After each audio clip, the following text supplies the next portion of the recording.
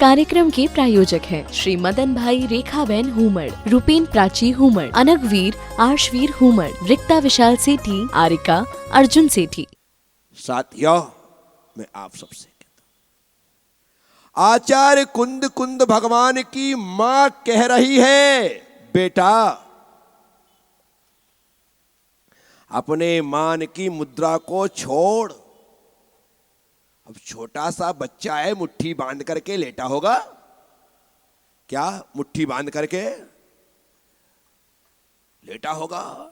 मां को लगा होगा ये अहंकार की मुद्रा में, इसलिए मां ने कहा कि बेटा मान की मुद्रा को छोड़ दे, अहंकार मत कर दे।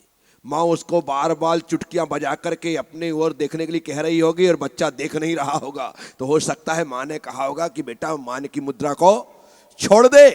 बहुत सारे कारण हो सकते हैं, इसीलिए छोटे बच्चे से लेकर के बड़े तक सब लोग मान से ग्रसित हैं और ये मान की मुद्रा व्यक्ति को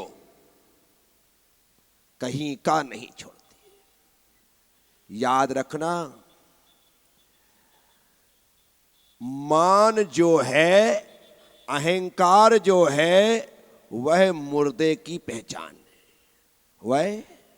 वह मुर्दे की पहचान। और विनय जो है वह जिंदा व्यक्ति की पहचान है। हम जिंदा हैं इसलिए हमारे हाथ जुड़ते हैं, हम जिंदा हैं इसलिए हमारी कमर मुड़ती है, हमारे पैर मुड़ते हैं, हमारी गर्दन मुड़ती है। हम जिंदा हैं। और जब व्यक्ति मर जाता है तो उसका कुछ भी नहीं जुड़ता, सब अकड़ जाता है। क्या हो जाता है? सब अकड़ जाता है। तो अहंकार और अकड़ जो है वह मुर्दा दिली का परिचय देती है, और जहां विनम्रता है वह जिंदा दिली का परिचय देती है। इसलिए झुकना सीखिए। क्या सीखिए? झुकना सीखिए। ये जो लाइट जल रही है ना, ये जो लाइट जल रही है, और वो लाइट एक बंद है, जो बंद है उसके बंद होने का कारण और जो चालू है उसके चालू होने का कारण क्या है पता है? जो चालू है उनके चालू होने का कारण एक ही है कि इनका स्विच जो है वो गर्दन झुका के खड़ा है। कैसा खड़ा है? और वो बंद इसलिए है क्योंकि उसका स्विच गर्दन खड़ी करके खड़ा है। आप देख लेना तुम्हारे घर में जाकर के, है? जो स्विच, वो घर रोशनी से भर जाता है, और जो स्विच यूं रहता है वो घर अंधेरे से भरा रहता है। मैं आप सबसे कहता हूं, अपने आप के मन के स्विच को झुका करके रखो। आपके अंतर मन में रोशनी ही रोशनी होगी, और जब तक यह अकड़ करके खड़ा रहेगा अंधेरा ही अंधेरा होगा। मदालसा कह रही है, बेटा मान मुद्रा का त्याग कर, क्योंकि तुम ज्ञाता हो। तुम ज्ञाता हो। क्या हो? तुम ज्ञाता हो, तुम जानते हो। वाह! तुम दृष्टा हो, तुम देखते हो। और कोई व्यक्ति जान बूझ कर के गलती करे तो उससे बड़ा अपराधी और कोई दूसरा नहीं हो सकता। जान बूझ करके गलतियां मत करिए। और हमारे द्वारा जानते हुए समझते हुए ही गलतियां हो रही हैं। हम जानते हैं कि यह नहीं करना चाहिए, फिर भी हम जानते हैं, देखते हैं कि वहां नहीं जाना चाहिए, फिर भी जा रहे। भेड़ देखी आपने? राजस्थान में तो ऊंट और भेड़ों की भरमार है। एक भेड़ गड्ढे में गिरती है, पीछे वाली सैकड़ों भेड़ों को दिखाई दे रहा है, फिर भी वो सारी की सारी गड्ढे में। इसी का नाम है भेड़ चाल। इसी का नाम है भेड़ चाल। मैं आपसे कहता हूं, एक व्यक्ति गलत करे और उसकी देखा सीखी तुम भी करो। एक व्यक्ति गलत बोले, उसकी देखा सीखी तुम भी बोलो। एक व्यक्ति के कारण आप वैसा कर रहे हैं तो निश्चित तौर पर भेड़ चाल चलना है तो अच्छे लोगों के पीछे चलो, बुरे लोगों के पीछे भेड़ चाल नहीं चलनी चाहिए, अन्यथा गर्त में ही गिरने वाले हो। अच्छे लोगों के साथ में चलते रहो, कोई तकलीफ नहीं। तो आचार्य महाराज के लिए अर्थात कुंद कुंद भगवान के लिए जो अभी पालने में हैं, लोरी सुन रहे हैं, उनकी मां कह रही है बेटा ज्ञाता हो तुम दृष्टा हो। क्या कहा? और वही बात मैं आपसे कह रहा हूं, वही बात में कि आप ज्ञाता हो, आप दृष्टा हो, क्योंकि आत्मा का दर्शन और ज्ञान स्वभाव है। आत्मा का दर्शन ज्ञान, आत्मा का दर्शन ज्ञान स्वभाव है, और हम ज्ञान से जानते हैं, दर्शन से देखते हैं, और हमारे भीतर वह दोनों तत्व, दोनों गुण विद्यमान हैं। हम ज्ञाता दृष्टा हैं, तो फिर हम गलत कार्य क्यों करते हैं? यदि गलत कर रहे हैं तो आप ज्ञाता नहीं है। आप गलत रास्ते पर चल रहे हैं तो आप दृष्टा नहीं है। तो आचार्य भगवान कुंद कुंद की मां ने बचपन में ही समझा दिया, बेटा तुम ज्ञाता हो, तुम दृष्टा हो। अब देखना अगली बात वो कहते हैं, परमात्मा रूपी रोपोशी, तू जैसा परमात्मा का रूप है तेरा रूप भी वही है। निश्चित तौर पर इस समय भगवान कुंद कुंद स्वामी ने लंगोट भी नहीं लगाई होगी, एकदम दिगंबर रहे होंगे उस पालने में, और उस रूप को देख करके माँ ने कहा होगा कि बेटा यही रूप तो मैं मंदिर में देख करके आई हूँ, और जैसा तेरा रूप है हकीकत में तेरा असली रूप है, और असली मुद्रा यही दिगंबर मुद्रा है। तुझे इसी दिगंबर मुद्रा को धारण करना है, इसे को ही स्वीकार करना है।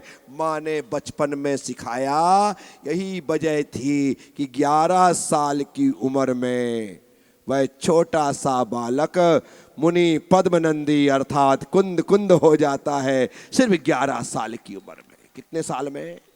जिसकी माँ ने बचपन से बता दिया कि तेरा रूप यही है, तो फिर वह रूप तो आना ही था।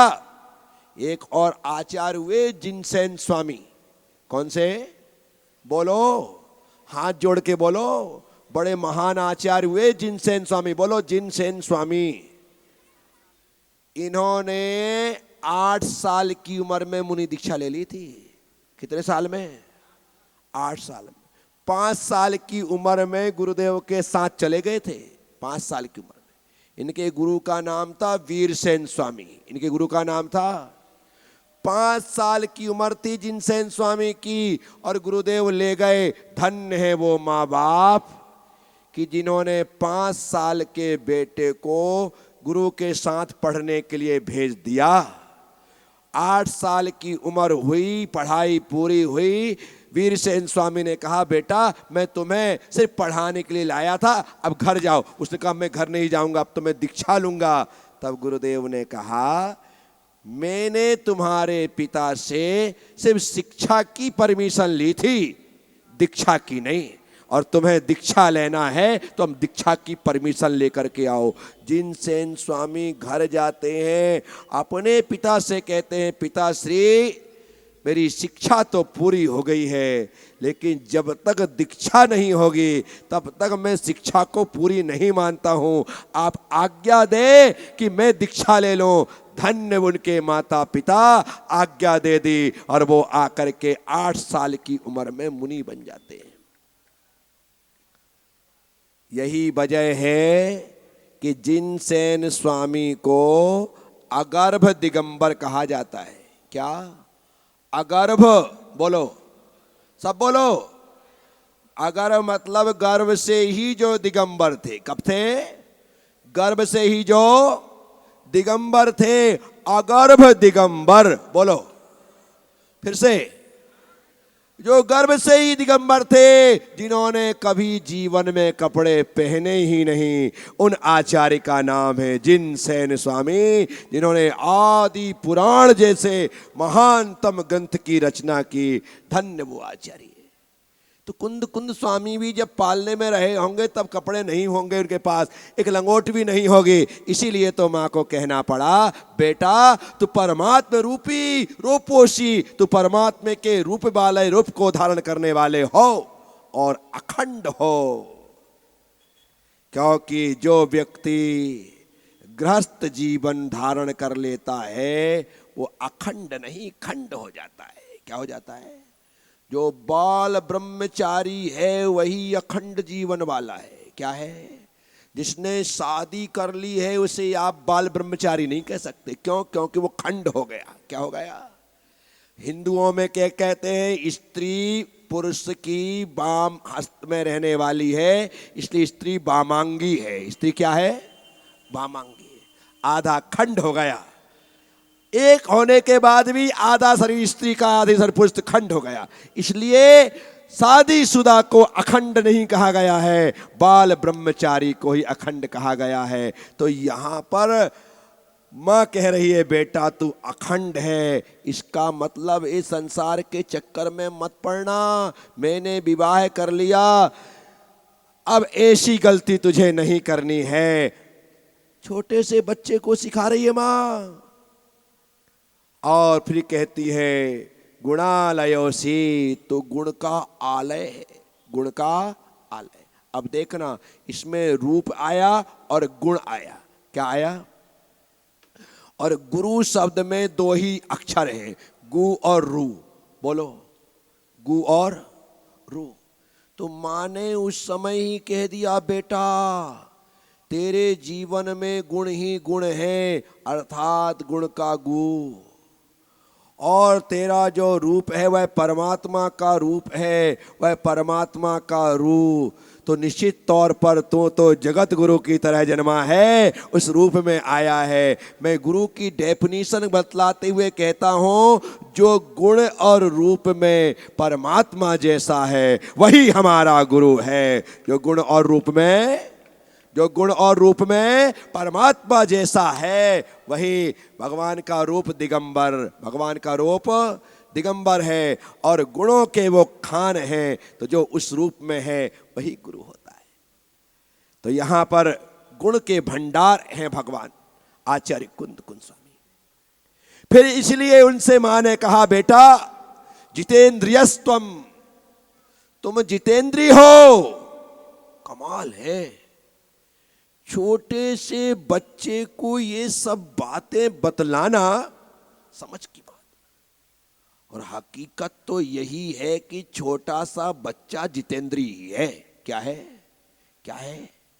इसीलिए आचार्य कुंद कुंद स्वामी स्वयं प्रवचन सार में कहते हैं, दिगंबर मुनि शिशुवत होते हैं। क्या कहते हैं? दिगंबर मुनि, बोलो सब बोलो, दिगंबर मुनि शिशुवत होते हैं। या दिगंबर मुनि को शिशु के समान होना चाहिए। क्या कह दिया? मैं कहता हूं, जिसे मुनि बनने की इच्छा हो उसे अपनी जवानी में बच्चा बनने की साधना करनी चाहिए।